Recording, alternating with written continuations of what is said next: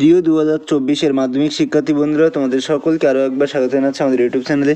তো আজকের ভিডিওতে আমি তোমাদের ইতিহাসের 8 নম্বরের লাস্ট মিনিট যে সাজেশানগুলো হয় সেই সাজেশান দেবো। তো এখানে আমি মাত্র তোমাদের লাস্টে দেখবে মুভমেন্টে 3টে কোশ্চেন বলবো। মিডিল পোর্শনে সেই 3টে কোশ্চেন যদি তুমি পরীক্ষার খাতায় করে যেতে পারো, ডেফিনেটলি তুমি কিন্তু কোশ্চেন কমন পাবেই পাবে। তবুও যারা চাইছে দাদা একটু অধ্যায় ভিত্তিক দিলে ভালো হয়, তাহলে আরও একবার করে দেখে যাও, তাহলে আমার কোনো রিস্ক থাকবে না। তাহলে চলো প্রথমে আমরা অধ্যায় ভিত্তিক দেখি, ঠিক আছে? এবং এই যে সাজেশানটা এর যে লিঙ্কটা সেটা আমি ফ্রিতে তোমাদের ডেসক্রিপশন বক্সে দিয়ে দিয়েছি, তোমরা ওখান থেকে গিয়েও ডাউনলোড করে নিতে পারো, ঠিক আছে? তো চলো ভিডিওটি শুরু করা যাক।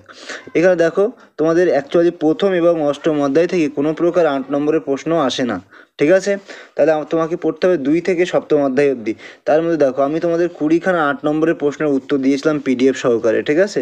তোমরা যারা এখনও এই পিডিএফটি ডাউনলোড করোনি বা কালেক্ট করোনি, অতি অবশ্যই আমাকে স্ক্রিনে দেওয়া হোয়াটসঅ্যাপ নাম্বার যেটা তোমরা পিডিএফে দেখতে পাচ্ছ সেখানে আমার সাথে অতি অবশ্যই যোগাযোগ করবে। তো দ্বিতীয় অধ্যায় থেকে আমি যে দুটো প্রশ্ন রেখেছি সেটা হচ্ছে কি 19 শতকে বাংলার সংস্কার আন্দোলনে নব্যবঙ্গ গোষ্ঠীর অবদান আলোচনা করো। দুইয়েরটা রেখেছি 19 শতকে বাংলা তথা ভারত সমাজ ও ধর্ম সংস্কারে রাজা রামমোহন রায়ের অবদান আলোচনা করো, ঠিক আছে? এই দুটো কোশ্চেন একটু দেখে যাবে যদি সময় পাও তো। তৃতীয় অধ্যায় থেকে মোস্ট ইম্পর্টেন্ট কোশ্চেন হচ্ছে নীল বিদ্রোহের কারণ, চরিত্র, ফলাফল, গুরুত্ব ও বৈশিষ্ট্যগুলি আলোচনা করো। দুইয়েরটা হচ্ছে বাংলার ওয়াহাবি আন্দোলনের কারণ, চরিত্র, ফলাফল, গুরুত্ব আলোচনা করো। তিনেরটা হচ্ছে সাঁওতাল বিদ্রোহের কারণ, ফলাফল আলোচনা করো। একটু চরিত্রটাও করে রাখবে, ঠিক আছে?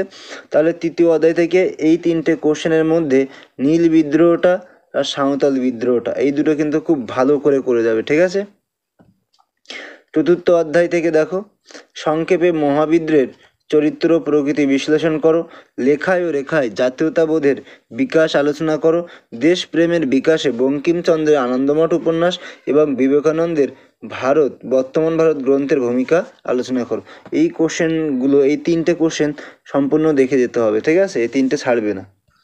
তারপর দেখো পঞ্চম অধ্যায় থেকে ব্রিটিশ শাসনকালে বাংলায় বিজ্ঞান ও কারিগরি শিক্ষার বিকাশ সম্পর্কে আলোচনা করো। দুইয়েরটা বিজ্ঞান চর্চায় বসু বিজ্ঞান মন্দির ও কলকাতা বিজ্ঞান কলেজের অবদান উল্লেখ করো। 3 নম্বর হচ্ছে রবীন্দ্রনাথ ঠাকুরের শিক্ষা চিন্তা ও শান্তিনিকেতন ভাবনার পরিচয় দাও।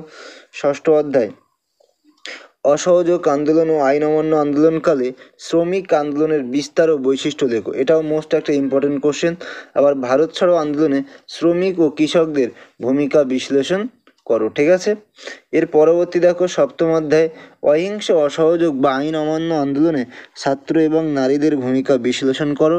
তারপর একটা সশস্ত্র বিপ্লবী আন্দোলনে ছাত্র নারীদের ভূমিকা আলোচনা করো। আর বাংলায় নমশূদ্র আন্দোলনের হচ্ছে সংক্ষিপ্ত বিবরণ দাও। তো এখানে দেখো এই 1 নম্বর প্রশ্নটা খুব ভালো করে করবে, আর 2 নম্বরটা থেকে তো কোনো মতে ছাড়াই যাবে না। এইবারে প্রশ্ন হচ্ছে দাদা তুমি বলেছিলে যে লাস্টে 3খানা কোশ্চেন বলবে। তো দেখো আমি যতটুকু মনে করছি যারা একেবারে কিছু করতে পারোনি তারা অতি অবশ্যই এই যে 3টে প্রশ্ন দেখতে পাচ্ছ, মহাবিদ্রোহের চরিত্র ও প্রকৃতি আলোচনা করো, রেখায় ও লেখায় জাতীয়তাবাদের বিকাশ সম্পর্কে আলোচনা করো, সশস্ত্র বিপ্লবী আন্দোলনে ছাত্র ও নারীদের ভূমিকা আলোচনা করো। এই যে পোর্শনটা তোমরা দেখতে পাচ্ছ এইগুলো ডেফিনেটলি কিন্তু তোমরা করবে, ঠিক আছে? এই 3টে প্রশ্ন অতি অবশ্যই করবে এবং এই 3টে প্রশ্ন কোনো মতেই কিন্তু স্কিপ করা যাবে না। যদি তুমি এই 3টে প্রশ্ন করতে পারো ডেফিনেটলি তুমি কিন্তু এখান থেকে প্রশ্ন কমন পাবে, ঠিক আছে? তো বন্ধুরা এই ছিল তোমাদের সম্পূর্ণ 8 মার্কসের সাজেশান। যদি ভিডিওটি ভালো লাগে অবশ্যই একটা লাইক করবে, কমেন্ট করবে, শেয়ার করে দিও বন্ধুদের সাথে। আর যদি তুমি আমার চ্যানেলে নতুন হয়ে থাকো অতি অবশ্যই চ্যানেলটিকে সাবস্ক্রাইব করে দিও। তো আজকের ভিডিও এই পর্যন্ত, দেখা হচ্ছে এরকম কোনো একটা ইম্পর্টেন্ট ভিডিওতে। ততক্ষণে সবাই খুব ভালো থাকবে। সবাইকে অনেক ধন্যবাদ।